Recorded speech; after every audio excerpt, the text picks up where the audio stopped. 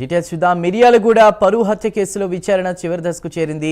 రేపు నల్గొండ జిల్లా అదనపు సెషన్స్ కోర్టు తుది తీర్పు ఇవ్వనుంది. మిర్యాలగూడకు చెందినటువంటి ప్రణయ్ హత్య కేసు తెలుగు రాష్ట్రాల్లో సంచలనం సృష్టించింది. 2018 సెప్టెంబర్ 14న ప్రణయ్ హత్యకు గురయ్యాడు. తన కూతురు అమృతని ప్రేమించి కులాంతర వివాహం చేసుకున్నాడనే కోపంతో సుపారీ గ్యాంగ్తో ప్రణయ్ను మారుతీరావు హత్య చేయించాడు. ప్రణయ్ తండ్రి బాలస్వామి ఫిర్యాదుతో మారుతీరావుతో పాటు 8 మందిపై కేసులు నమోదయ్యాయి. కేసు విచారణ సమయంలోనే A1 మారుతీరావు ఆత్మహత్య చేసుకున్నాడు.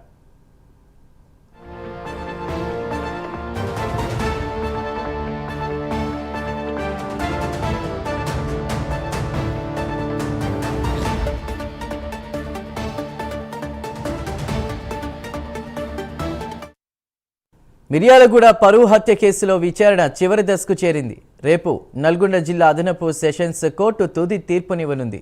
మిర్యాలగూడకు చెందిన ప్రణయ్ హత్య కేసు తెలుగు రాష్ట్రాల్లో సంచలనం సృష్టించింది.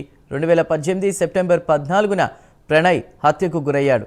తన కూతురు అమృతని ప్రేమించి కులాంతర వివాహం చేసుకున్నాడనే కోపంతో సుపారీ గ్యాంగ్తో ప్రణయ్ను మారుతీరావు హత్య చేయించాడు. ప్రణయ్ తండ్రి బాలస్వామి ఫిర్యాదుతో మారుతీరావుతో పాటు 8 మందిపై కేసులు నమోదయ్యాయి. కేసు విచారణ సమయంలోనే A1 మారుతీరావు ఆత్మహత్య చేసుకున్నాడు.